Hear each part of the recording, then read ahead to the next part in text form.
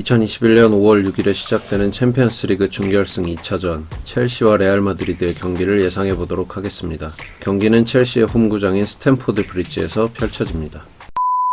첼시는 지난 경기와 같습니다. 한 명의 선수를 제외하고는 스쿼드 내에서 경기에 뛰지 못하는 선수는 없습니다. 레알 마드리드는 부상자 명단에 변화가 있습니다. 기존의 장기 부상으로 명단에 이름을 올리고 있던 루카스 바스케스, 다니 카르바알과 함께 최근 리그 경기 후 다리 부상을 당한 라파엘 바란이 새롭게 이름을 올렸습니다. 하지만 지난 경기까지 부상자 명단에 있던 세르히오 라모스, 페를랑 맨디, 페데리코 발베르데가 스쿼드로 복귀한 것은 긍정적입니다.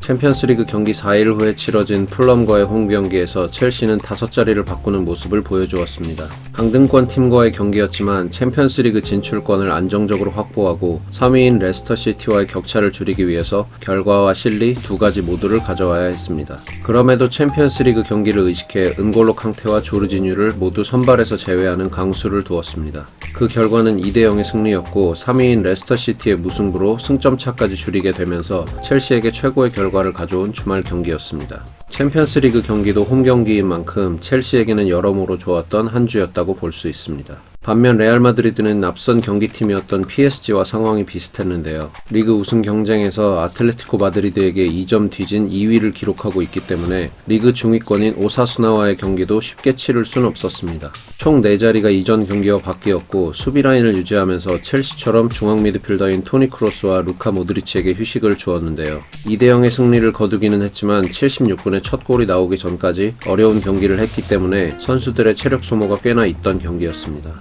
레알 마드리드가 주도하는 경기 내용이기는 했지만 경기의 흐름이 주전급 선수들에게 쉽게 휴식을 줄 수 없는 흐름이었고 그로 인해 카세미로와 카림 벤제마에게 휴식을 부여할 수 없었던 것도 레알 마드리드에게는 나쁜 상황입니다. 경기 후 주전 센터백인 라파엘 바란이 부상을 당하면서 챔피언스리그 2차전에 출장할 수 없는 것도 레알 마드리드에게는 좋지 않습니다.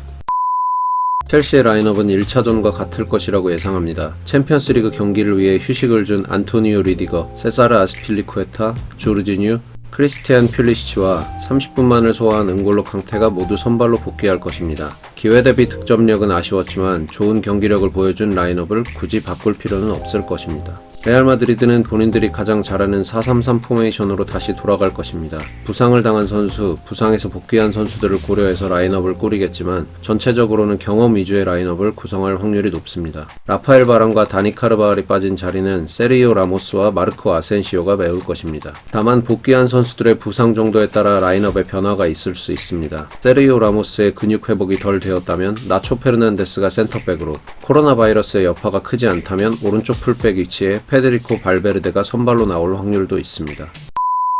이 경기에서도 역시나 양팀은 미드필드 지역에서 가장 치열하게 맞붙을 것입니다. 지난 경기에서는 백스리로 인해 적응에 애를 먹었던 레알 마드리드를 첼시의 미드필더들이 기동력으로 압도하는 경기였습니다. 하지만 익숙한 포메이션으로 돌아갈 레알 마드리드의 노련한 미드필더들을 첼시의 미드필더들이 지난 경기만큼은 효율적으로 공략하지 못할 가능성이 높습니다. 첼시 미드필더의 대부분이 리그 경기에서 휴식을 취한 만큼 레알 마드리드를 상대로 얼마나 적극성을 보이고 실수를 이끌어내느냐가 첼시의 경기 흐름에 중요한 부분이 될 것입니다. 첼시의 왼쪽 윙백 지역, 레알 마드리드의 오른쪽 풀백 지역이 이 경기의 흐름을 좌우할 지역입니다. 부상자들로 인해 계속 뛰는 선수가 바뀌고 있는 레알 마드리드의 오른쪽 지역을 크리스티안 퓰리시치와 티모 베르너가 계속해서 공략할 것이고 첼시의 리그 경기에서 거의 유일하게 체력 안배를 해주지 못한 벤 치렐의 왼쪽 공간은 민첩성을 요구하는 상황에서 문제가 생길 가능성이 있습니다.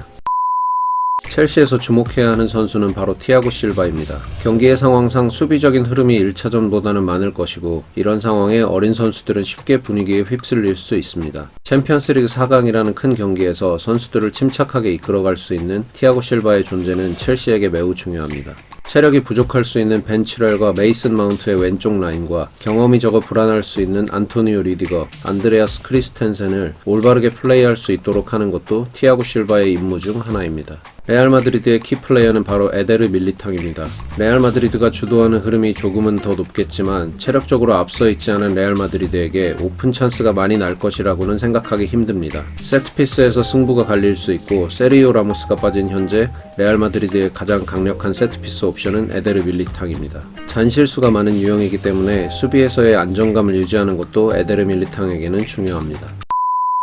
지난 1차전은 레알 마드리드의 백스리로 인해 첼시에게 유리한 흐름이 많이 나온 경기였지만 원정 경기인 2차전에는 레알 마드리드가 본인들이 가장 잘하는 4-3-3 형태로 회귀할 가능성이 높습니다. 익숙한 포메이션에서 선수들은 편하게 플레이할 수 있고 전체적인 경기 주도는 레알 마드리드가 하게 될 것입니다. 다만 레알 마드리드의 체력 상태가 첼시보다 좋지 않기 때문에 선수들이 많이 움직이면서 득점을 시도하는 형태보다는 세트피스처럼 정적인 공격 방법에 힘을 줄 것입니다. 첼시의 기동력과 레알 마드리드의 노련함의 대결이 될 것이고 한 골 싸움이기 때문에 안정적인 경기 운영에 모든 것이 달렸다 해도 과언이 아닙니다. 노련한 경기 운영과 세트피스 등을 통해 레알 마드리드가 선제골을 득점할 확률이 높고 1대0 내지는 2대1로 스코어를 1점 앞서면서 레알 마드리드가 결승전에 진출할 것으로 예상합니다.